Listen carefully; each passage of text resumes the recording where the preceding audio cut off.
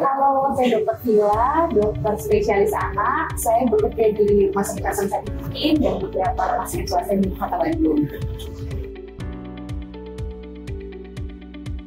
Mungkin teman-teman nggak pernah lihat ya polio, anak yang sakit polio. Pernah nggak? Mungkin ini tuh kayak sejarah, tapi sekarang tuh ada lagi.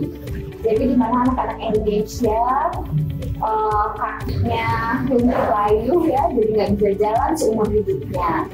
Nah, oleh karena itu diciptakanlah vaksin.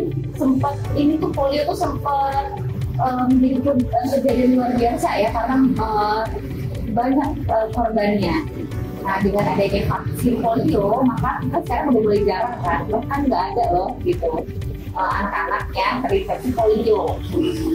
Nah, karena udah nggak ada nih di dunia, udah mulai dianggap tereradikasi, makanya vaksin polio kita udah mulai berkurang jumlah jenis vaksinnya, sehingga yang kita konsumsi sekarang nih buat anak-anak masa kini itu adalah 2 serotipe, 1 dan 3. Maka karena banyak ya yang tidak melakukan vaksinasi polio, sehingga muncul lagi sedikitnya. Jadi saat muncul diteliti lah, kenapa nih harusnya udah hilang nih di seluruh muka bumi nih ya, kenapa bisa ada lagi, dan ada di Indonesia pula gitu ya. Sehingga pas lihat, oh diteliti, ternyata ini tipe yang memang dari vaksinasi itu sudah nggak ada perlindungannya, sehingga pemerintah dengan sigap cepat banget membuat vaksin tambahan untuk anak-anak Indonesia yang kemarin dijadikan pekan imunisasi nasional ya, vaksin polionya, dan itu beda gitu. Jadi sebenarnya sedih banget loh kalau upaya pemerintah itu dianggap membahayakan, karena itu justru menolong. Termasuk vaksin yang sangat rendah efek sampingnya. Kan kalau yang lain-lain yang paling sering itu demam ya, atau nyeri suntikan misalnya. Vaksin polio itu paling tenang loh hasilnya, karena ditetes, cuma 2 tetes, kemudian jarang banget dapat vaksin polio demam gitu. Ya, tapi sekarang ada juga ya vaksin polio yang disuntikan. Harusnya sih seluruh dunia sama ya vaksinnya. Jadi mengenai hal itu bukan harus ditelaah, sudah ditelaah loh bahwa penyebab penyakit polio yang ada sekarang ini, yang lagi KLB lagi itu jenis serotipe virus polionya berbeda, yang justru tidak diberikan gitu dari vaksinasinya. Nah, kalau misalnya terpapar tuh nggak akan ada tuh di vaksinasi sakit polionya. Jadi pemerintah itu memberikan perlindungan dari tipe 2 ini.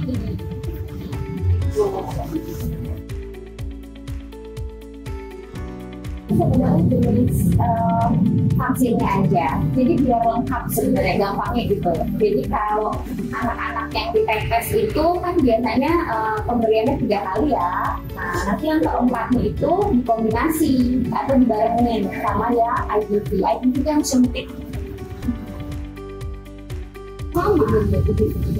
OPV dan IPV jadi lama masih dua-duanya, karena memang direkomendasikan dua.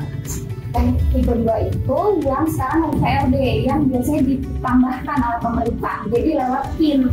Jadi walaupun anak-anak Indonesia udah pada vaksin polio ini, kalau pemerintah ngadain pekan imunisasi polio ulang, itu tetap harus dapat yang pemerintahnya, karena itu beda serotipe tadi. Itu penting banget tuh yang dari pemerintah tambahan.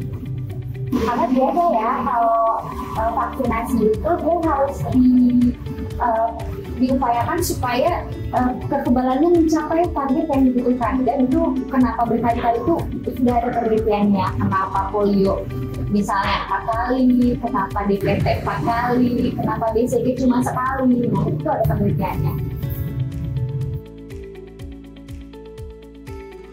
Ya, tidak pernah. Nah, mungkin perlu direview. Biasanya kalau sampai ada kejadian luar biasa di suatu negara, itu pemerintah melakukan evaluasi. Cakupan vaksinasinya berapa? Di Indonesia sendiri cakupan vaksinasi cukup baik.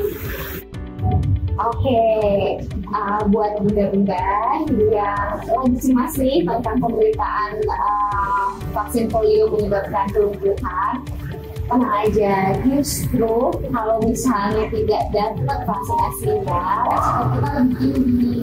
Dan insya Allah ya, kalau vaksin yang sudah direkomendasikan oleh pemerintah dan masuk ke negara kita itu sudah teruji keamanannya.